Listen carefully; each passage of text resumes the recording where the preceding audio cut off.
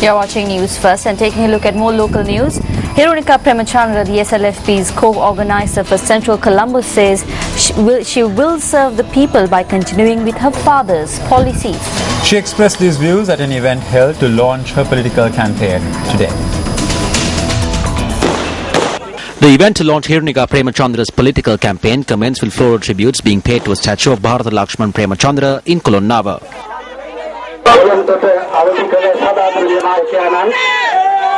Bharata Lakshman Premachandra චරිතය කොළඹට සිංහයා ඉස්සරහට ගෙනියන්න ඒ සිංහයාගේ සිංහ දුව ඉදිරිපත් වෙනවා කියලා මේ වෙලාව ඔබ සියලු දෙනා තාත්තා ජීවත් වෙලා හිටියත්. If my father was alive today, he would have been 58. Today, on his birthday, I thought that I should hold a small vehicular procession and meet with people not only in Kolonnava but also in my electorate of Central Colombo. My policy is to continue with my father's policies. I will be a voice for the youth, not only in Central Colombo and Kolonnava but in the entire Colombo district.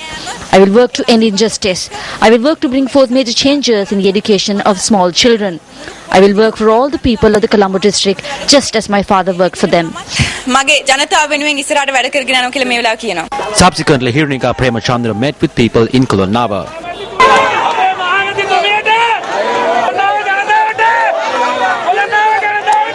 She also toured Central Colombo in a vehicular procession.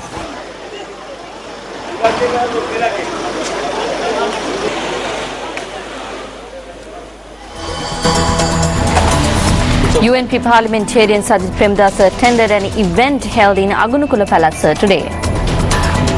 The event was held to present concessionary loans under the Jana Surveyor program to about 100 women from the Uswewa area in Agunukula Palace.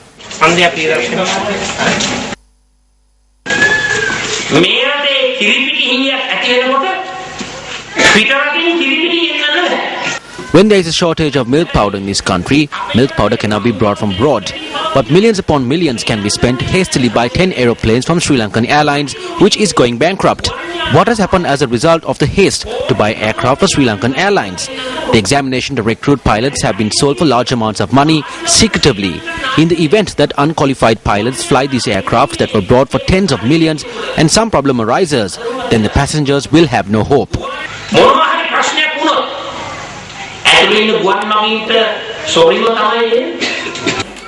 An event to present concessionary loans to women under the Jana Surveyor program was held at the Sitangallena Viharya in Valasmulla yesterday.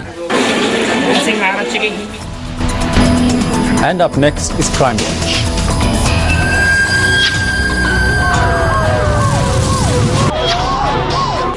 A man was shot to death on a by road in Katanayaka today. Police media spokesperson SSP Ajit Rona said the incident occurred at about 10 o'clock this morning.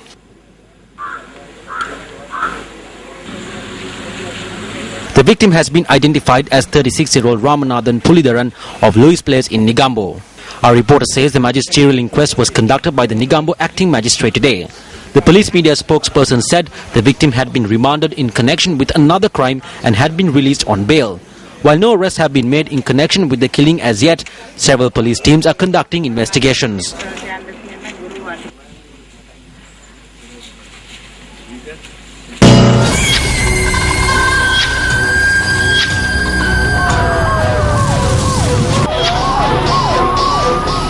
Residents of the Kavantis area in Ambilipitiya protested blocking the Ambilipitiya Middenia main road today.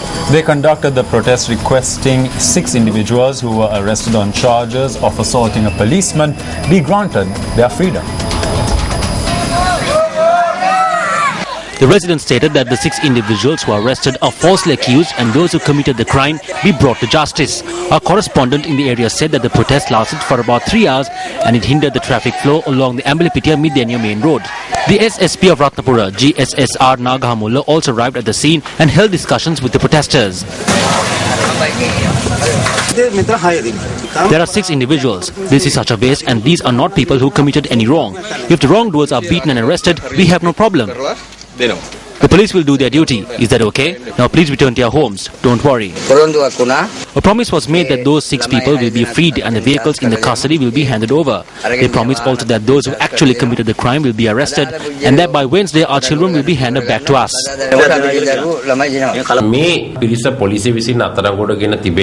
These 6 people were arrested because the police had the necessary evidence they needed. They will be produced for an identification parade. If the suspects are not identified, then we will take steps to release these individuals.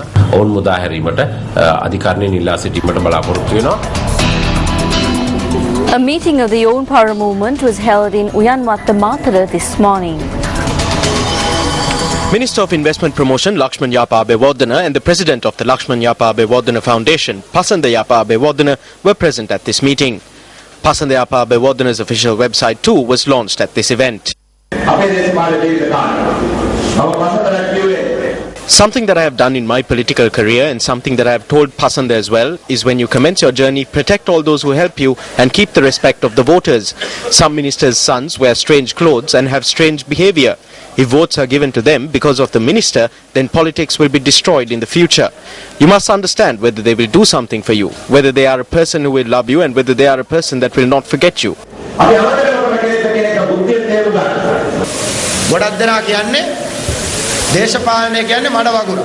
A lot of people say that politics is a muddy marsh. I have heard many stories. As the youth, you should think about how politics becomes a muddy marsh. If it is the politician that builds the roads for the people in the village, if it is the politician that gives jobs to the people in the village, if it is the politician that gives electricity to the village, if it is the politician who organizes transfers, if it is the politician that gives you letters, and if it is the politician that does all these things for you, I'm not speaking of the Mathura district, then how can politics in this country be a muddy marsh?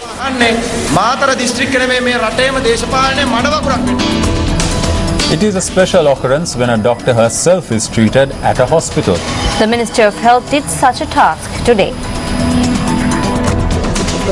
Dr. Ranjani Gunawardena was a child specialist who is now retired. A resident of Arlagan Villa, she rendered her services for many years in the Mahaveli zone. While operating a divisional office of the Mahaveli Authority, she lived all alone for many years with little or no help from outsiders under the most meagre circumstances. Under the guidance of the Minister of Health, Maithripala Sirisena, the Ministry of Health took steps to assist this doctor who was suffering immensely as a result of only being able to see with one eye. By tomorrow 9 o'clock, ambulance will come in the morning and then you will be bring back on Thursday. Therefore, as instructed by the Director General of the Ministry of Health, Dr. Palita Mahipala, she was directed to the eye clinic of the Polonnarwa General Hospital. Another phase of the Newsfirst You Reporter workshop was conducted today. The seventh of its kind was conducted at the auditorium of the Sapukakara Cooperative Rural Bank in Kadurwela this morning. Groups of all age categories interested in the field of media were present at the workshop today. The participants were educated on news reporting, the use of new media and several other topics related to media.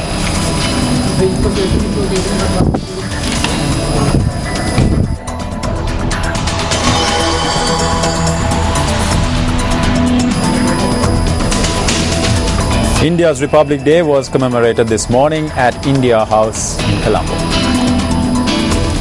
In India, Republic Day honors the date on which the Constitution of India came into force on the 26th of January 1950, replacing the Government of India Act of 1935 as the governing document of India. The Constitution was passed by the Constituent Assembly of India on the 26th of November 1949, but was adopted on the 26th of January 1950 with a democratic government system, completing the country's transition toward becoming an independent republic.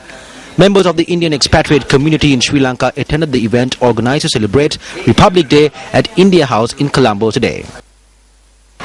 Sri Lanka is our nearest and in many ways our dearest neighbor. And on this occasion, I would also like to extend my warm greetings to the friendly people and government of the Democratic Socialist Republic of Sri Lanka. India and Sri Lanka ties go back since time immemorial. We are all aware of the symbiotic ties that bind us, whether in the field of culture, language, religion, economy, etc. But these strong underpinnings have been further built upon in modern times through a very robust exchange in all spheres of human activity. Australians celebrate their national pride, the Australia Day, today. On Australia Day, the nation's population attend various community events with family and friends with the intention of celebrating their national pride.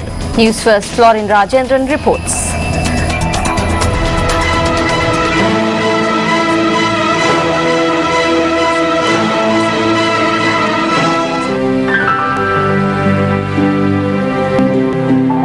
Australia is a continent and an island located between the Indian and South Pacific Oceans.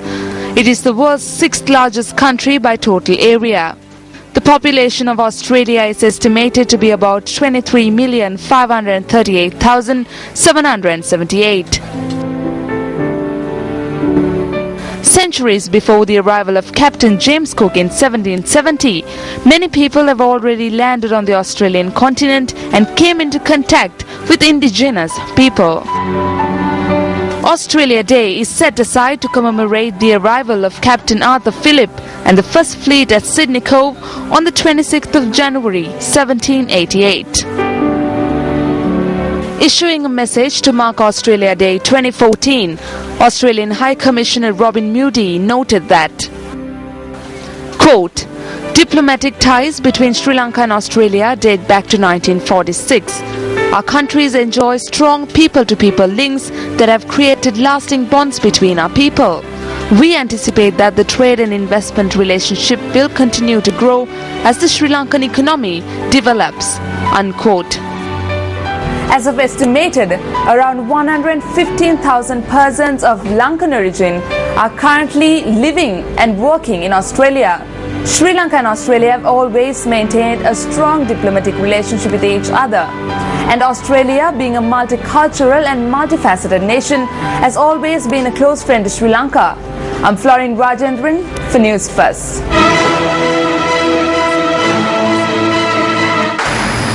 On to some rugby news now. Kandy Sports Club and Havelock Sports Club recorded victories in the Cup Championship round of the Inter-Club Rugby Premier League today. Police and Air Force Sports Clubs beat CHNFC and Hambantota Sharks respectively in the first week of the Plate Championship. The Nawalapitiya Upcountry Lions were defeated by Kandy Sports Club 46-11 in the first week of the Cup Championship, which was played at the Nittawella grounds in Kandy. Meanwhile, CRNFC took on Havelock Sports Club at London Place in Colombo and were defeated 22-17. Meanwhile, two encounters of the Plate Championship were worked off today at Police Park and at the Air Force grounds in Ratmalana. CHNFC's losing streak continued as they were beaten by Police Sports Club by a mammoth 65-19 points. Air Force Sports Club defeated the latest addition to the rugby fixture, the Hambantota Sharks, by 34-25 points. So that's a look at News at 9 for tonight. Thank you very much for joining us. I'm Arundhati Mudanayaka. And I'm Sharon Silva. Take care and good night. News First at 9. Hotline 0114